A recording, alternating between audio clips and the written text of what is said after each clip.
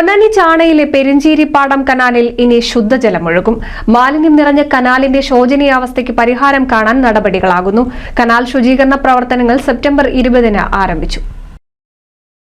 കാലങ്ങളായി മാലിന്യ നിക്ഷേപ കേന്ദ്രമായി മാറിയ പൊന്നാനി നഗരസഭയിലെ 3-ാം വാർഡിലെ ചാണ പെരിഞ്ചേരിപ്പാടം കനാലിന്റെ ശോച്യാവസ്ഥക്കാണ് ഒടുവിൽ പരിഹാരമാകുന്നത്. കനാലിൽ അടിഞ്ഞുകൂടിയ ചെളിക്കെട്ട് നീക്കി വെള്ളത്തിന്റെ നീക്കം സുഗമമാക്കണമെന്നാവശ്യപ്പെട്ട് വർഷങ്ങളായി ഉയരുന്ന പരാതികൾക്കൊടുവിലാണ് കനാൽ ശുചീകരിക്കാൻ തീരുമാനമായത്. സെപ്റ്റംബർ 20-ന് ശുചീകരണവും തുടർന്ന് കനാൽ നവീകരണ പ്രവർത്തനങ്ങളും നടക്കും. ഇതിനു മുന്നോടിയായി കനാൽ കടന്നുപോകുന്ന ഭാഗത്തെ വീടുകളിൽ നിന്നുള്ള മാലിന്യങ്ങൾ കനാലിലേക്ക് ഒഴുക്കിവിടുന്നത് പൂർണ്ണമായും ഒഴിവാക്കാനുള്ള നടപടികളും കർശനമാക്കും. നേരത്തെ 2 തവണ ഇതുമായി ബന്ധപ്പെട്ട് നോട്ടീസ് നൽകിയിരുന്നു. നിലവിൽ മാലിന്യം ഒഴുക്കിവിടുന്നവർക്ക് കർശന നിർദ്ദേശം നൽകും. ഗതാഗതവുമായി ബന്ധപ്പെട്ട് പൊന്നാനി ടൗണിലേക്ക് ചരക്കുകൾ കൊണ്ടുവന്ന സമയത്ത് വള്ളങ്ങൾ കടന്നുപോയ ഒരു വഴി കൂടിയാണ് ഇതെന്നാണ് ചരിത്രത്തിൽ പറയുന്നത്. അത്രമാത്രം ശുദ്ധമായ തെളിനീരൊഴുകിയ ഒരു തോടാണ് ഈ പെരിഞ്ചേരിപ്പാടം തോട്.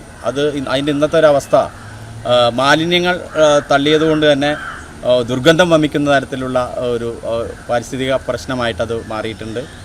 നഗരസഭയെ സംബന്ധിച്ചിടത്തോളം 1-ാം ഘട്ടത്തിൽ തെളിനീരൊഴുകുന്ന അവകരണം പരിപാടിയുടെ ഭാഗമായി ഈ വിഷയം നമ്മൾ ചർച്ച ചെയ്യുകയും ആളുകളുടെ പൂർണ്ണമായിട്ടുള്ള സഹകരണത്തോടു കൂടി ഈ തോട്ടിലേക്ക് വീടുകളിൽ നിന്നുള്ള ടോയ്ലറ്റുകളിൽ നിന്നും ഉള്ള ഔട്ട്ലെറ്റുകൾ തുറന്നു വെച്ചത് കാരണം ജലം കൂടുതൽ മലിനമാകുന്ന സാഹചര്യം ഉണ്ടായതുകൊണ്ടാണ് അതൊരു തുടർക്കഥയായതിൻ്റെ പരിണിത ഫലമാണ് യഥാർത്ഥത്തിൽ ഇപ്പോൾ ഇവിടുത്തെ ജനങ്ങൾ അനുഭവിക്കുന്നത്.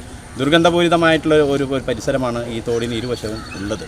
അപ്പോൾ അത് പരിഹരിക്കുന്നതിന് അടിയന്തരമായി നമ്മുടെ ബഹുമാനീയനായിട്ടുള്ള പൊന്നാനി MLA നമ്മുടെ നന്ദേട്ടൻ അദ്ദേഹത്തിൻ്റെ പ്രാദേശിക വികസന ഫണ്ടിൽ നിന്നും 25 ലക്ഷം രൂപയുടെ ഫണ്ട് അനുവദിക്കുകയും ഈ പെരിഞ്ചേരിപ്പാടം തോട് അതിൻ്റെ പ്രതാപകാലത്തുണ്ടായിരുന്ന അതേ തെളിമയോടുകൂടി നിലനിർത്തുന്നതിന് വീണ്ടെടുക്കുന്ന പ്രവർത്തനങ്ങൾ ആരംഭിക്കുന്നതിന് വേണ്ടിയുള്ള പ്രവർത്തനങ്ങൾക്ക് തുടക്കം കുറിക്കുകയാണ്.